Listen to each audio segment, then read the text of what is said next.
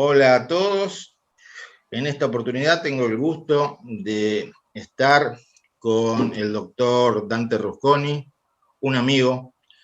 El doctor Rusconi actualmente es asesor del diputado Ramón en la Cámara de Diputados de la Nación y es también asesor de la Defensoría del Pueblo de la provincia de Buenos Aires.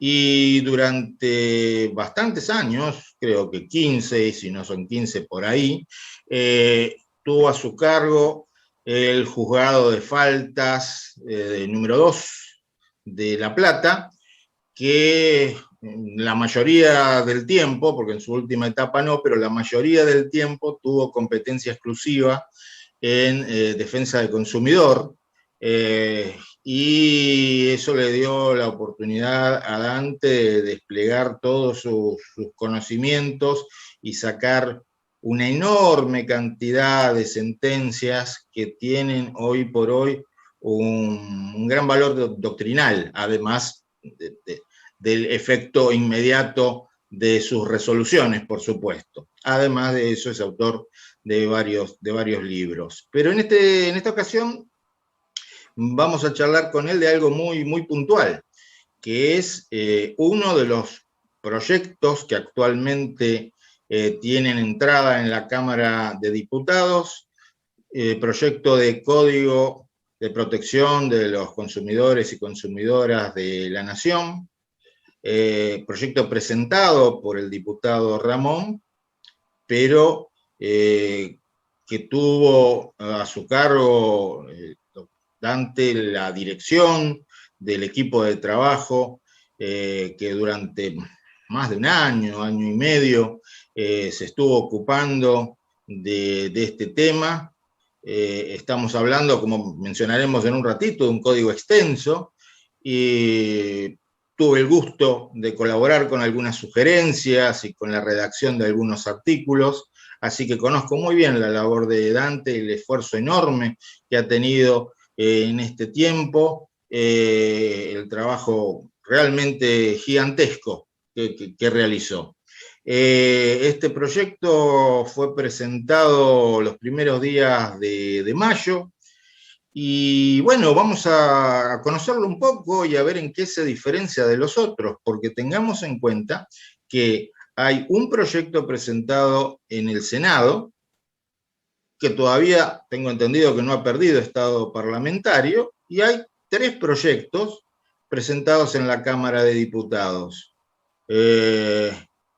Así que, bueno, vamos a ver un poco las comparaciones, pero primero que nada, Dante, ¿por qué un código? ¿Por qué esto es un código y no una ley de defensa de los consumidores y consumidoras? ¿Por qué un código? Esa sería la primera cuestión. Hola Jorge, bueno, muchísimas gracias por la invitación y gracias por interesarte y sumarte a la difusión del trabajo que hemos hecho. Bueno, justamente la primera respuesta a esa pregunta del por qué un código, es porque hasta ahora no ha habido ningún proyecto de código.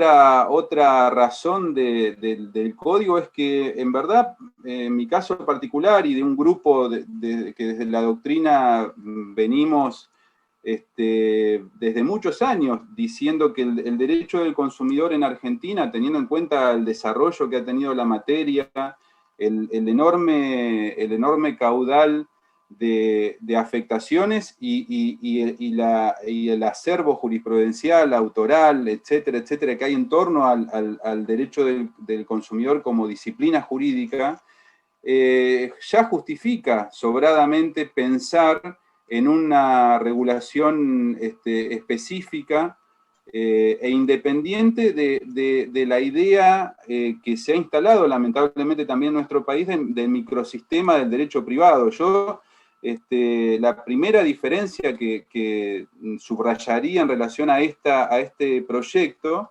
es que justamente busca independizar al derecho del consumidor del derecho privado.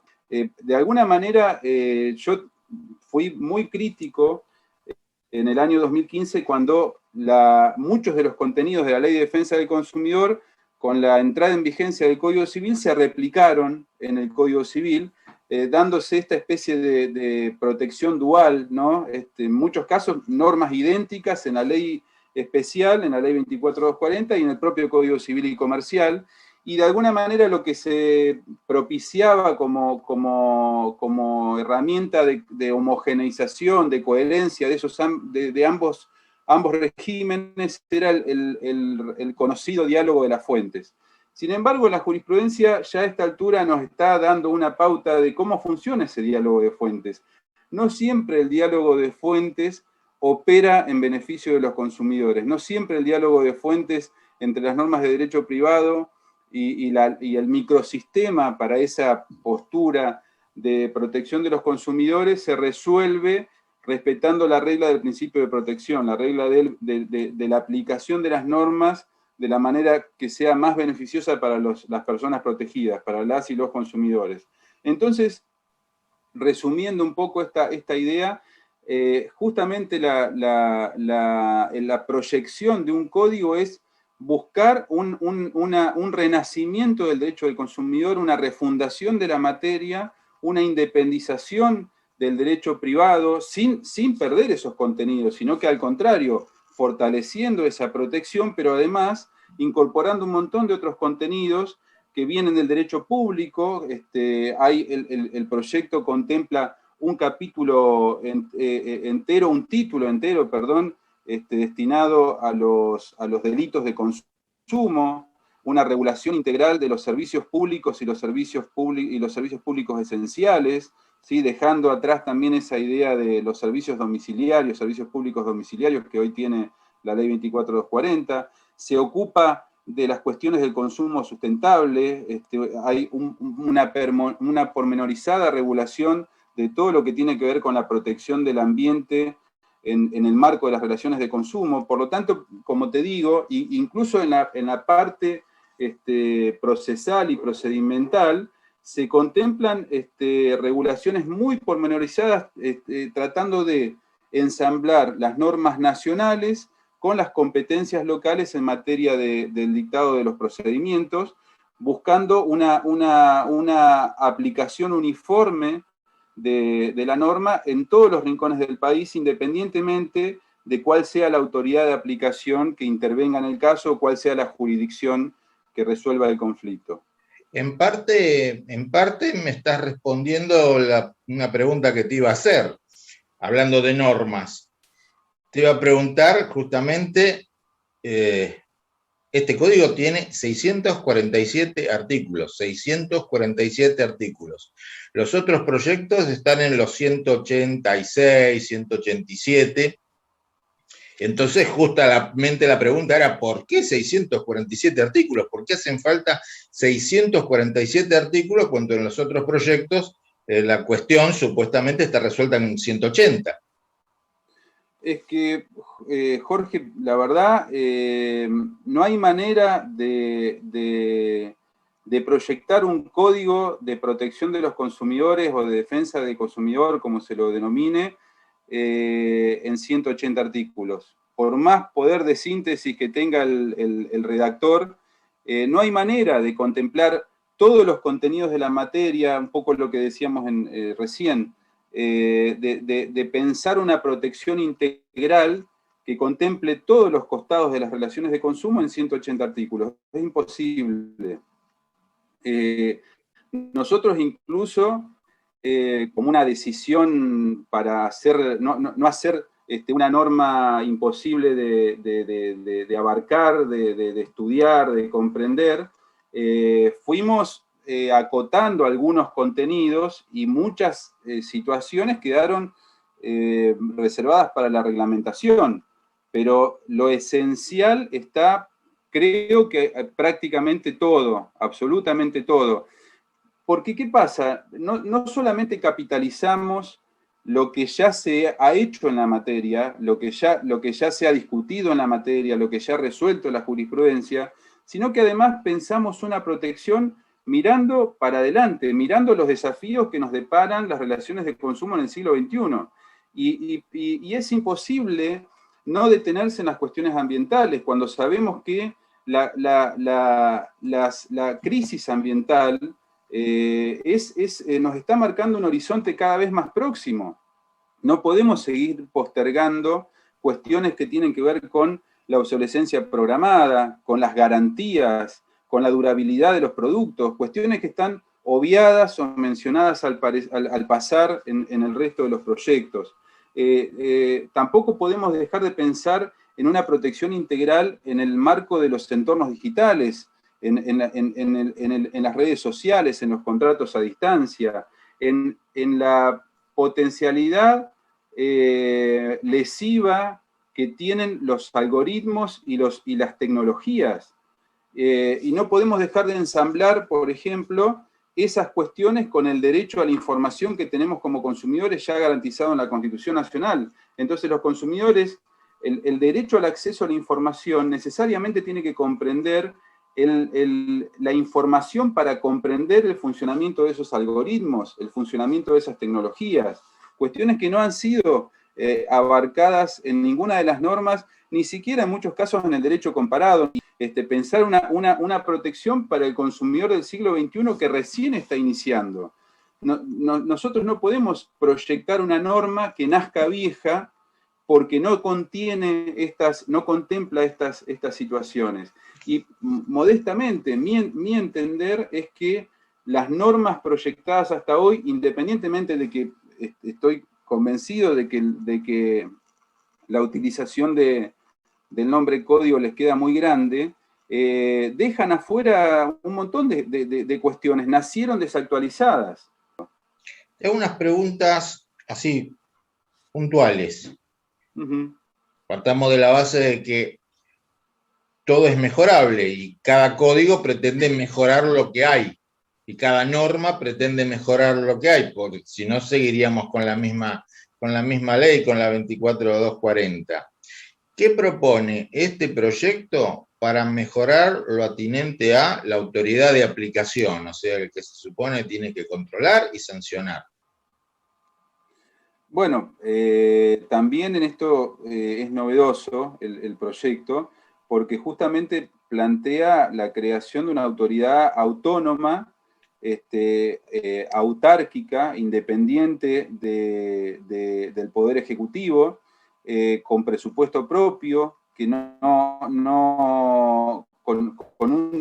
con un directivo conformado en ese director, tiene participación decisiva las asociaciones de defensa del consumidor, con 2 miembros en el directorio, ¿sí?, de los 7 que tiene la autoridad de aplicación previstos, pero además con áreas específicas destinadas a los distintos ámbitos en los cuales la autoridad de aplicación tiene que actuar.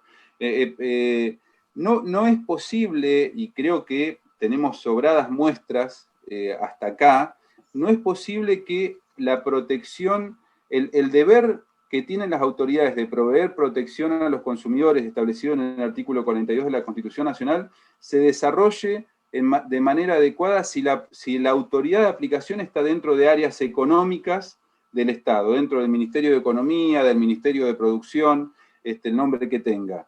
Porque por supuesto que hay conflictos de intereses, por supuesto que es difícil que un área económica que está pensando en fomentar el desarrollo de determinadas actividades productivas, independientemente del control que desarrolla, el control lo hace desde otro lado. No lo hace pensando en la protección de las personas, sino que lo hace pensando en variables económicas, en donde los consumidores lo único que hacen es consumir. Son un grupo de la economía, pero no tienen entidad, no tienen identidad propia.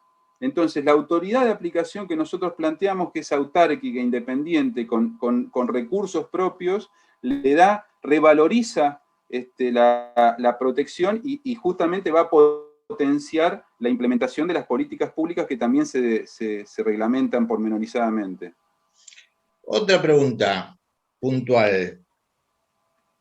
¿Qué propone este código para mejorar lo referente a un instituto que se ha desarrollado bastante, pero que a mi juicio termina ofreciendo resultados insatisfactorios hoy día, que es lo que todavía se llama daño punitivo. Bueno, sí, también en esto hemos sido, hemos pensado muchísimo la mejor, cuál sería la mejor solución.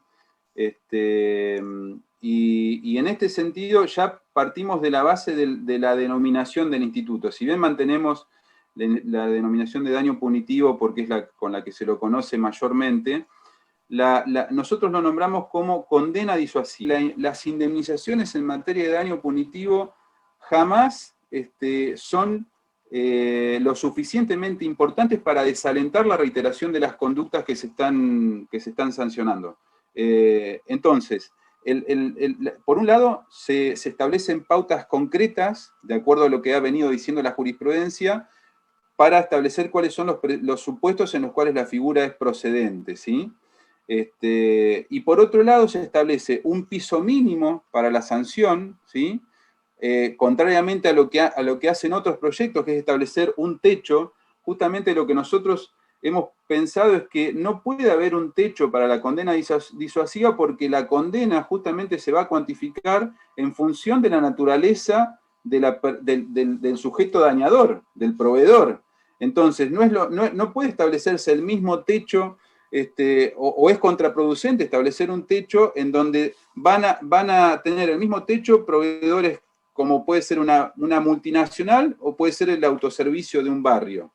Entonces, sí hay un piso, porque nosotros entendemos que la disuasión tiene que tener un efecto económico de magnitud importante en el sujeto dañador, en el proveedor, de modo de desalentar esa conducta. Y el techo de la cuantificación se va a dar en virtud de las circunstancias del caso, la gravedad de la lesión, la extensión del daño, la afectación colectiva, el patrimonio del proveedor, el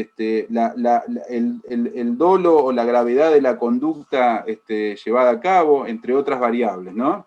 Y por otro lado, desde el punto de vista del destino de la indemnización, que también es otro de los puntos controvertidos, recuperamos o tratamos de zanjar esta discusión en donde nosotros entendemos que el destino de la indemnización, cuando es el consumidor individual o es una asociación de defensa del consumidor la que reclama, tiene que ir para el legitimado activo, ¿sí? Porque es una manera de incentivar justamente el reclamo del daño punitivo.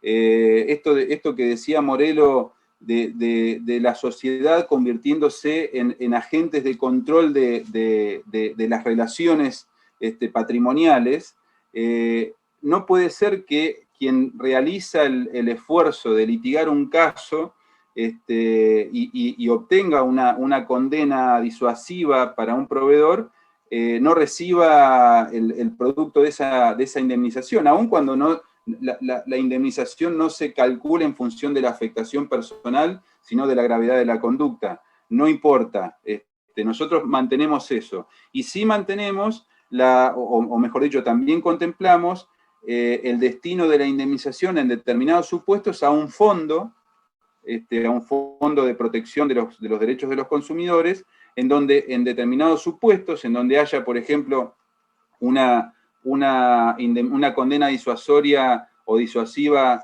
proveniente de una afectación o de la generación de un daño moral colectivo, que es otro de los supuestos novedosos que incorporamos en el código, en esos casos sí el producto de la indemnización va a ir a incrementar ese Fondo Nacional de Protección de los Derechos e Intereses de los Consumidores.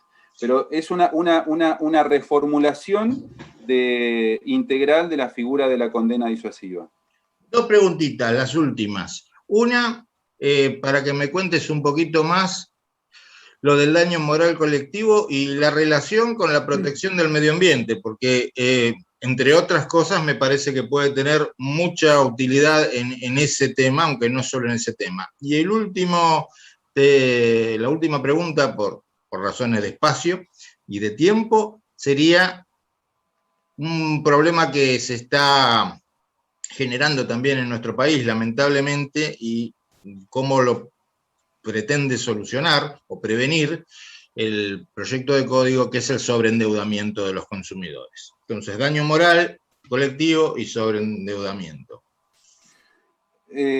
Bueno, vamos por el daño moral colectivo. El daño moral colectivo es una figura que no ha tenido, bueno, quienes son abogados saben que no ha tenido, que casi no tiene antecedentes en la jurisprudencia, salvo 2 o 3 casos puntuales. Uno es el famoso caso de la Fuente de las Nereidas en Azul, en Tandil, en la Cámara Civil y Comercial de Azul.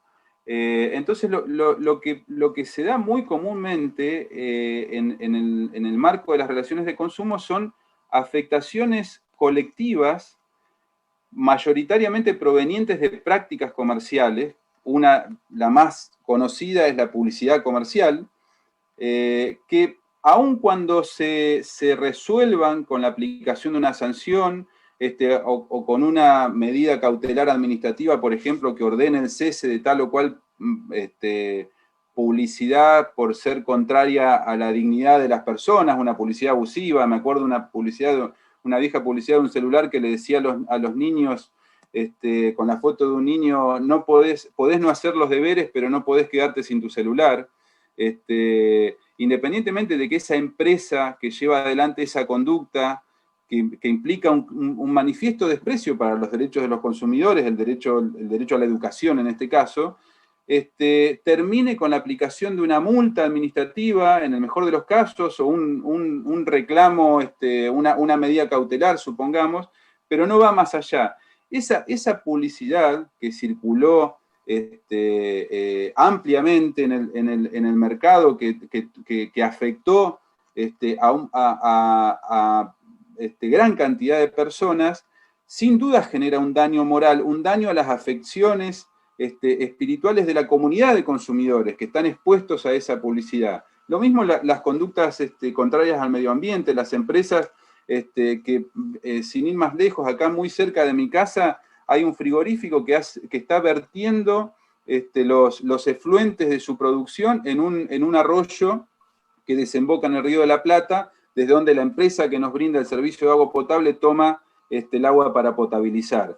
Bueno, esa conducta, que es un manifiesto desprecio para con el medio ambiente, no puede permanecer, independientemente del cese, de las medidas de cese, la recomposición del daño, etcétera, etcétera. Hay una afectación a la comunidad, a la sociedad toda, que no puede permanecer sin la reparación.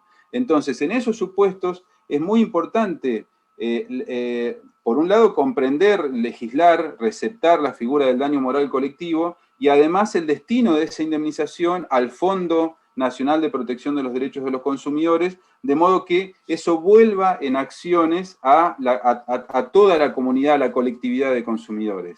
Y en materia de protección del sobreendeudamiento también, Jorge, se aborda la figura desde todos los aspectos posibles. Podemos hacer una gran división. Desde los aspectos preventivos se lo contempla principalmente desde el punto de vista de la educación, ¿sí? La educación financiera. También se prevé la responsabilidad de los proveedores de crédito y financiamiento a los consumidores en el caso que no hagan un adecuado análisis de la capacidad de repago, de la solvencia patrimonial de ese consumidor y su grupo familiar. Se contemplan deberes agravados de información en estos casos. Desde el punto de vista pensando en el vínculo contractual, se detalla la información precontractual o antecontractual que deben brindar los proveedores previo a suscribir un contrato que signifique un crédito o una financiación. Y también desde el punto de vista adjetivo, procesal, procedimental, se prevén procedimientos específicos para proteger a las personas sobreendeudadas, para posibilitarles renegociar sus deudas o bien liquidar su patrimonio según la gravedad del caso y según las posibilidades y el consenso que se reúna con los acreedores. Pero esas herramientas, esos mecanismos están pensados tanto en el ámbito administrativo como en el ámbito judicial. Con lo cual se abre un amplísimo panorama unas nuevas posibilidades de acceder a mecanismos de resolución de conflictos que hasta hoy no existen. Por supuesto que la idea es apuntar a organismos especializados, ¿no? Que esto también surge del contexto del proyecto. Te agradezco tu presencia, tu buena predisposición. Esperemos encontrarnos en otra oportunidad para volver a hablar del proyecto, una vez que ya haya empezado un poco el debate. Y además de agradecerte a vos, Dante, por tu presencia, les agradezco a todos los que nos están viendo. Y vamos a poner junto con el video el proyecto y otra información para que aquellos que quieran profundizar puedan hacerlo. Muchas gracias a todos, muchas gracias, Dante. Gracias a vos, Jorge, por la invitación y a disposición todas las veces que sea necesario para charlar de estos temas. Un abrazo grande. Hasta luego. Hasta luego.